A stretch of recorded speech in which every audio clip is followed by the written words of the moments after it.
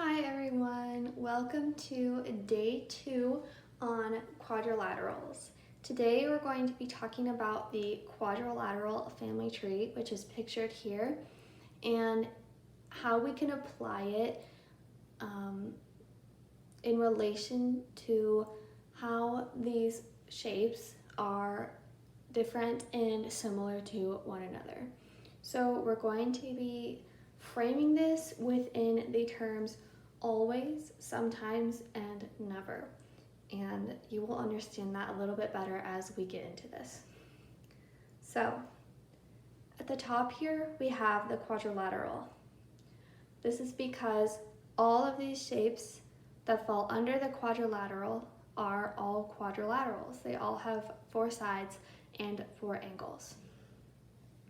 So, coming down on this left side, we'll go up starting from the square. So, a square is always a rectangle.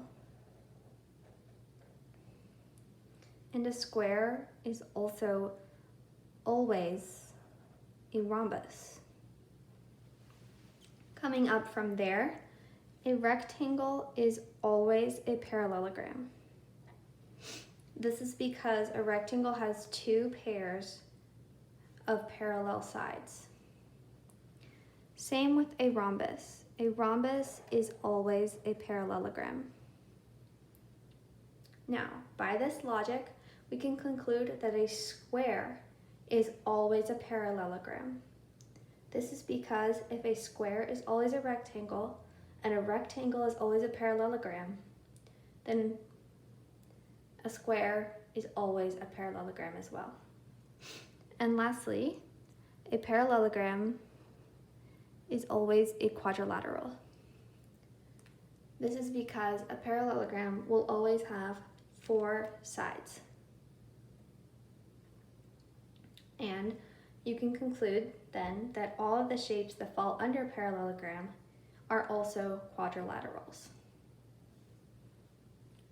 Okay. Starting now on the trapezoid branch, a right trapezoid will always be a trapezoid.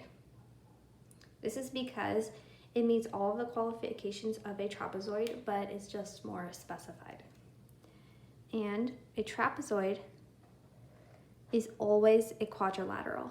This is because, like a parallelogram and all the shapes under it, it has 4 sides.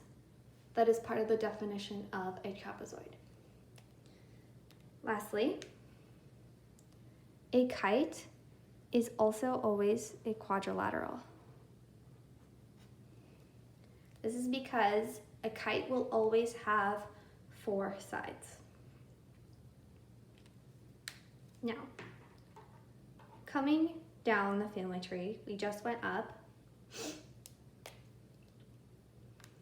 A quadrilateral is sometimes a parallelogram. This is because a quadrilateral could be a parallelogram, or it could be a trapezoid, or it could be a kite. Coming down still on the left, a parallelogram is sometimes a rectangle, because a parallelogram could be a rectangle or a rhombus. Next, a parallelogram is sometimes a rhombus, and a rhombus is sometimes a square. A rhombus is sometimes a square because the definition of a rhombus is 2 pairs of parallel lines and all the lines are of equal length.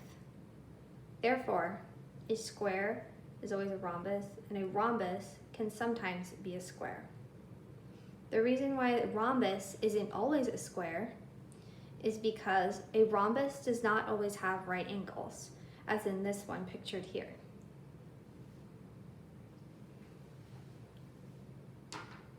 Now, A rectangle and a square have a complicated relationship. So a rectangle is always a square, but a rectangle is never a square. This is because a rectangle does not have all equal sides, but a square has all of the qualifications to be a rectangle. So, moving on to the trapezoid branch.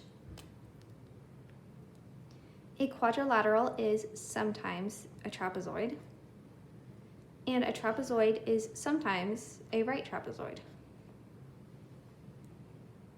And lastly, a quadrilateral is sometimes a kite.